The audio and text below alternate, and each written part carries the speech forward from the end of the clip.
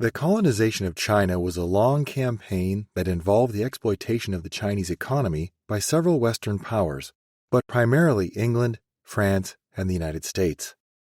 During the Qing Dynasty before colonial subjugation, China was at the center of the global economy throughout the 18th century due to their widely sought exports of porcelain, silk, and tea.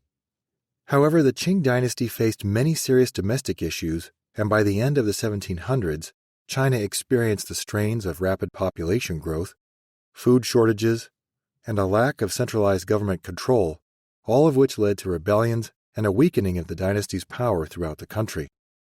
Additionally, China also faced other internal challenges due to the destruction caused by the Opium Wars and the presence of Western powers in the country.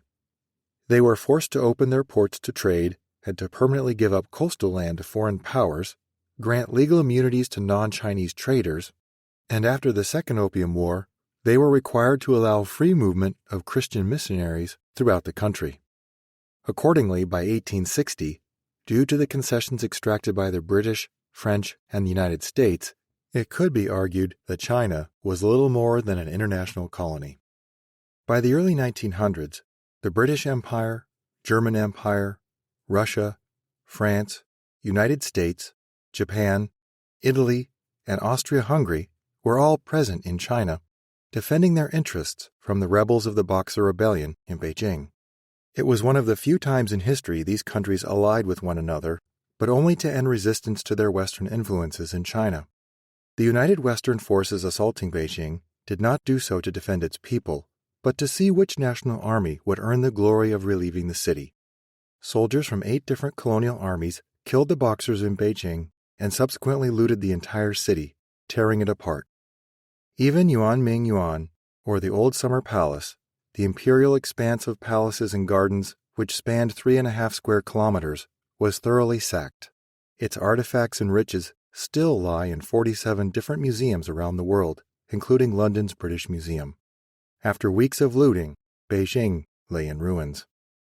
China had all the qualities of a colony: domination by outside powers, extraction of economic resources for other countries, and an outside religion being spread through colonial missionaries.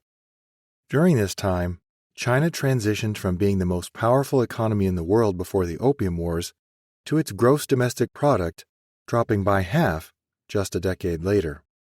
This is reflective of the damage inflicted on China from the Opium Wars, but the British colonizers would not let their main source of profit stay broken for long. Through colonization, China's economy was manipulated by the Western powers, and although the economy fiscally grew, those resources were sent directly to England, France, and the United States. One of the most direct effects on the Chinese economy during the colonial era was the role of Hong Kong just after the Opium Wars. Hong Kong was originally a barren island populated by a few thousand farmers and fishermen when it fell under control of the British Empire by force in 1841, and developed into a full-fledged territory after the Treaty of Nanjing in 1842.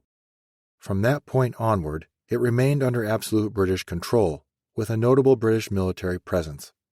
However, this occupying military and police force was not made up of just English troops, but also Indian soldiers as well. The British Empire's colonization of India was in full effect due to the industrialization of the opium trade, which was produced from Indian poppies in mass quantities. Along with the troops came Indians emigrating from British-controlled India, which pushed the development of Hong Kong through the building of ports, homes, and other colonial necessities for a trade city. Hong Kong quickly became the launching point for British businesses into mainland China, as they profited from the labor of those they had already colonized. The issue of colonization and China's economy is a complicated one.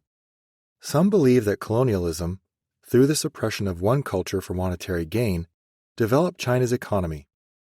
This perspective argues that by forcing a society to open its borders and ports to trade, the Western powers stimulated the economy in a very direct way. Professor Muhammad Shakil Wahed at the University of Reading presents this pro-colonial perspective, saying, "The Qing Dynasty would have been in isolation for many more years and might have remained in some form of dark age without timely imperial intervention." Professor Wahed also recognizes the problem with this perspective is that those who support it are often very critical of China for not being able to take enough goodness from the West. This pro-colonial view is biased in that it is critical of any non-Western influences and does not recognize the damaging impacts of colonialism in China and its people. Almost all of the arguments for a pro-colonial perspective are biased in this way against the Chinese and condemnatory of any values that did not originate from the West. When they are used in a discussion of China's economy, they present an unresolvable conflict of interest. From an economic standpoint, pro-colonialists argue that colonization is what reinforced the importance of capitalism and trade in China. For example, China experienced a steady growth of agricultural output and income between the 1870s to the 1940s, which supplied its expanding population with the food needed for continual growth. Furthermore, China experienced economic growth with the introduction of modern machinery as the West demanded more goods to be sent abroad.